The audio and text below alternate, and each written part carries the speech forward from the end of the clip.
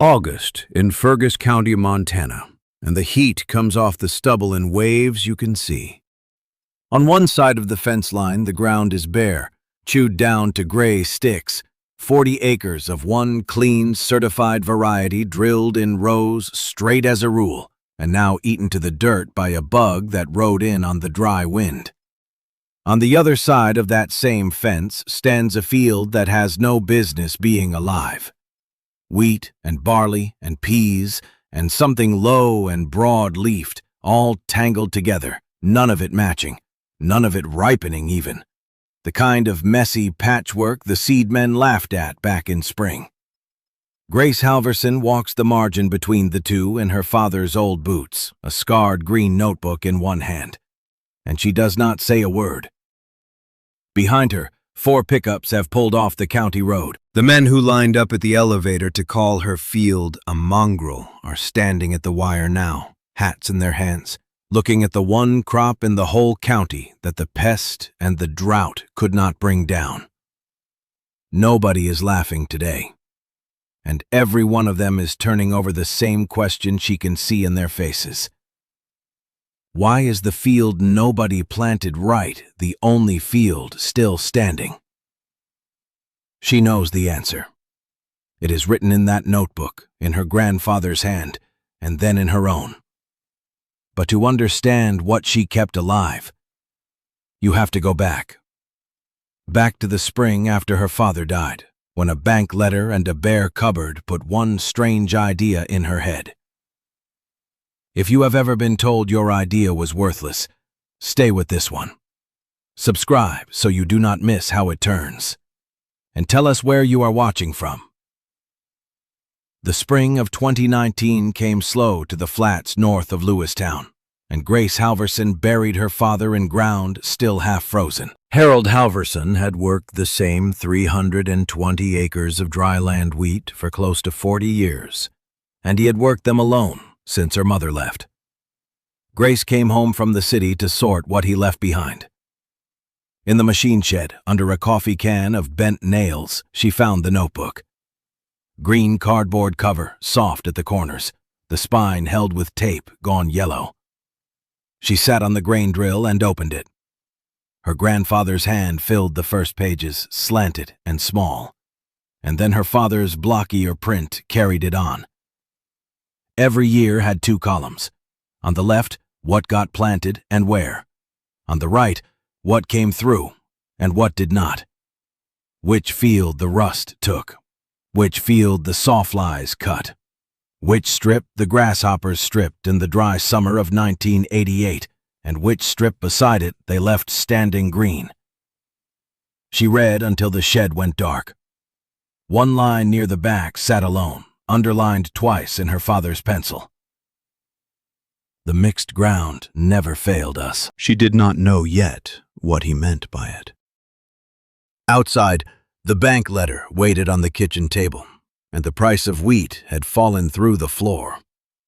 She closed the cover, pressed the taped spine flat under her thumb, and stood a long while in the doorway, looking out at the bare fields where nothing had come up yet.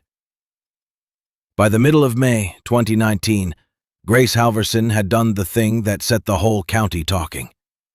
She had taken 5 kinds of seed, 2 wheats, a barley, field peas, and a low spreading flax, and run them through the drill together on the same 20 acres her father called the home quarter. The seedmen at the Central Montana elevator watched her back the truck to the scale with the bags already half emptied and mixed. Wes Tolliver, who sold certified variety by the ton and had a chart on his wall of which one yielded best, leaned on the counter and grinned. "You mixin' hog feed or plantin' a crop?" he said. The men by the coffee pot laughed. Her nearest neighbor, Dale Renner, farmed a clean, single variety in rows so even you could sight a rifle down them, and he had pulled in behind her. He looked out the window at her field coming up in green streaks and clumps, no 2 plants the same height, and shook his head slow.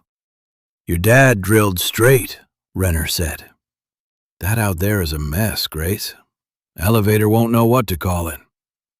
She did not argue. She paid for her fuel, folded the receipt into the green notebook, and drove the gravel home with the dust rising behind her. That evening she walked the ragged field alone, knelt where the flax and the peas tangled low under the taller wheat, and opened the notebook to a blank page. She uncapped her father's pencil and began to write down the date, the varieties, and the exact spot where each one, late July of 2019. And the home quarter told the truth on Grace Halverson before she could tell it herself. She walked the rows at first light with the green notebook under her arm and stopped where the field had gone wrong. One of the two wheats, a tall spring variety she had thrown in for straw, had shot up past everything else and thrown a roof of shade across the ground. Under it, the flax lay pale and spindly. The field peas ran thin and yellow. The barley never filled its heads. She knelt and pulled a flax stem. It came up soft in her fingers, no seed on it worth the name.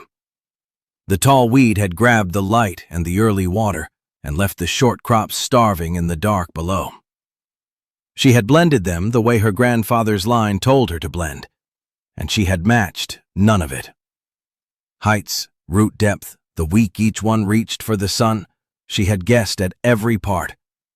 When she ran the combine through in August, the hopper filled slow and dirty, green flax trash choking the sieves, the sample graded low enough that the elevator docked her hard. Wes Tolliver waited, and this time said nothing at all, which sat on her worse than the laughing had. That night she sat under the bank letter at the kitchen table and wrote the loss down plain, the date, the 5 varieties, the tall one that choked the rest. Of the 20 acres she had drilled, barely 6 made a crop worth hauling. Harvest of 2020 caught Grace Halverson between 2 clocks. She had matched heights this time, kept every plant near the same reach for the sun, and the home quarter came up even and full. What she had not fixed was the calendar. The barley went golden and hard by the first week of August, its heads bent and ready to shatter, while the winter wheat drilled beside it still stood green and milky, weeks from ripe.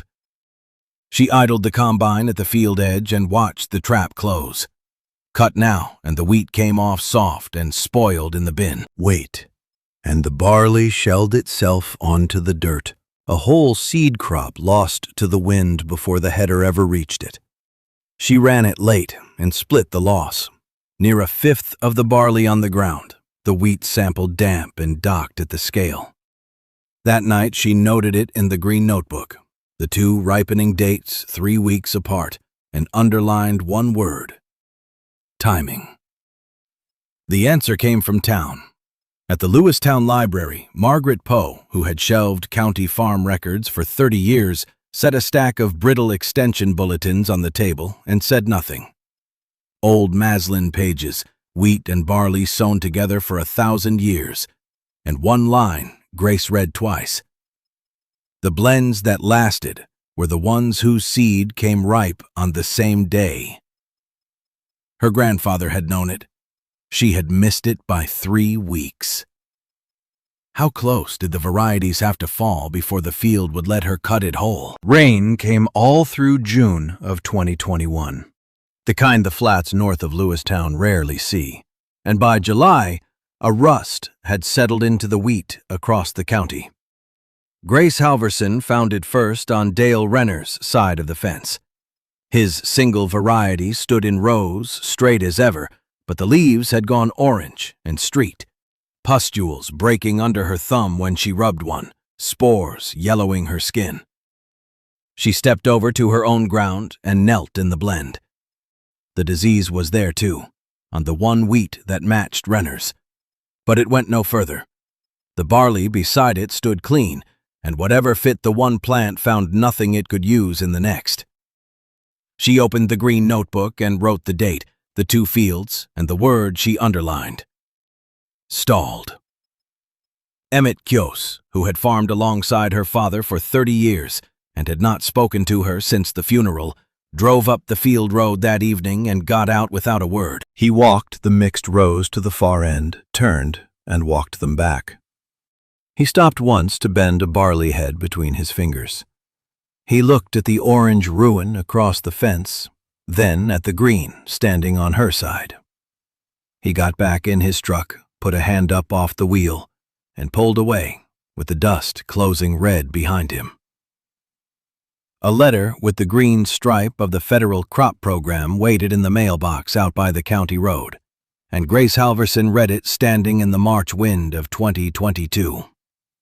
The adjuster's words were plain. A field drilled to more than one variety, more than one crop, did not meet the uniform stand rule the insurance was written on. They named her blend a weed and volunteer problem. She had until the 1st of June to plant one certified variety and clean rows or lose coverage on the home quarter, the last thing standing between her and the bank. She folded the letter into the green notebook and drove to the office in Lewistown. The man behind the desk was young and sorry and could not bend the rule. "It is written for one seed and one field," he said. "Nobody wrote it for what you are doing." Then the rain quit. Through April and into May, not 1 inch fell on the flats. The stock dams drew down to cracked mud, the winter wheat came up short and pale, and by the middle of June a cutworm moth hatch rolled north across the county heavier than the old men could recall. Dale Renner sprayed his clean acres twice and watched them thin anyway. Grace stood at the gate with the letter folded in one hand and a fistful of mixed seed in the other, the deadline gone by, the dry wind pushing at her back. She looked a long time at the field they had called ineligible, then walked to the drill, and by August of 2022, the flats north of Lewistown had gone the color of bone. The cutworm larvae the June moths had laid were up and feeding, and they moved through the county field by field, the way fire runs through dry grass. Grace Halverson watched them take Dale Renner's wheat first. One variety, one height, one shade of green the worms could read from the road. And they crossed it in even lines, leaving the stalks chewed to gray stubs. He sprayed a third time. The dry wind carried it off before it fell. By the middle of the month, his home quarter stood as bare stubble. They reached her fence and broke against it. Grace knelt in the blend at first light and turned a leaf. The worms had found the one wheat that matched Renner's and stripped it, plant by plant, down her rows. Between those plants stood barley they would not touch, a durum they passed over, a low pea vine that broke their line. The feeding front hit a plant it could not use and stopped there, hunting for the next host 3 feet on. She wrote the date, the 2 fields, and the word the notebook had taught her long before she believed it. Dilution. That summer, the worms and the dry wind together took near 24 of the county's clean quarters down to bare dirt. Of the mixed 20 acres they had named a weed, she lost fewer than 1 plant in 5. Word ran the section roads faster than any letter, and by the last week of August of 2022, the trucks began pulling up along Grace Halverson's fence line. They came to see the one green field in a burned county. Curtis Lund, the extension breeder down from Bozeman, walked the blend row by row with a hand lens, crouching to count the worm scars on the durum, the barley, the low flax she had drilled between them. He straightened at the far end and looked back down the standing rows. "You lost the one wheat and held everything else," he said. "That is the whole trick, right there in the dirt." Then a gray truck she knew nosed in behind the others. Ray Tolliver, the seed dealer who had called her ground a mongrel patch at the elevator 3 springs back, climbed down slow and pushed his hands into his pockets. He studied the green a long while. "How did you match it?" he asked, quiet, none of the elevator left in his voice. "How do you know what to put together?" Grace drew the green notebook from her coat and turned to a page thick with dates and heights. She did not read it aloud. She held it open so he could see her father's columns, the varieties, the day each one headed out, the ones that stood when their neighbors went down. "You do not pick what wins," she said. "You pick things that fail at different times." Tolliver said nothing. He took the cap off his head in the dust and held it against his chest. Down the fence, the men who had laughed for 3 years stood in the gray stubble and stared at the green. What was there left for any of them to say? By the thaw of 2023, the trucks came back to Grace Halverson's fence, and this time they carried empty sacks in the beds.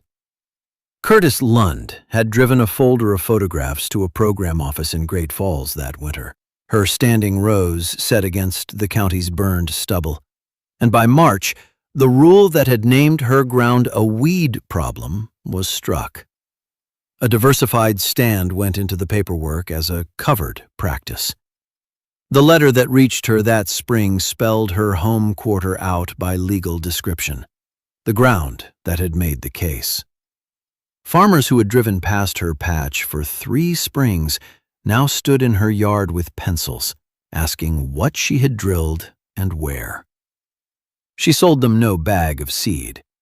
She sat them at the kitchen table with the green notebook open and read the columns aloud, the heading dates, the heights, the varieties that failed in different weeks, so no single trouble could take them all at once. Dale Renner came last, cap in his hands, and copied her numbers onto the back of an elevator receipt. By seeding time, near a dozen quarters north of Lewistown went in as blends. The bank quit its circling and let the note ride another year. Grace stood at the gate at dusk and watched the drills crawl the far fields, each one laying down more than one kind of seed, the clean, single rows of the seed company map broken for good across the flats, dust rising gold behind the tractors as the light went down. On a still morning in the spring of 2023, Grace Halverson filled her palm with the last of the seed she had saved through the winter. Hard red wheat, barley, a pale durum, a few flat peas, a scatter of flax, all rolled together the way her father's people had carried them west in a coffee tin. No single kind ever trusted to stand alone. She closed her fist around the mix the way she had that first cold morning years back, when the men at the elevator laughed and called it a mongrel patch. She knew now what the field had been for all along. Her father had never chased the biggest number. Page after page of the green notebook was a plain record of what failed and in what week, so that no one dry wind or hungry summer could reach every plant at once. The mixed ground never won the county fair. It simply refused to lose everything in a single bad year. She walked out and let the seed run from her hand across the worked dirt, wheat beside barley, beside pea, the drill idling at the field edge. A meadowlark called from a fence post. The air smelled of turned earth and rain still an hour off. Here is what her father had written inside the cover, and what she had come to believe. A field that is all one thing has nothing left to fall back on. Strength was never in being the same. It was in being different and standing together. If this one stayed with you, tell us in the comments about a time being the odd one out is what carried you through, and tell us where you are watching from. Subscribe, and we will be back next week with another.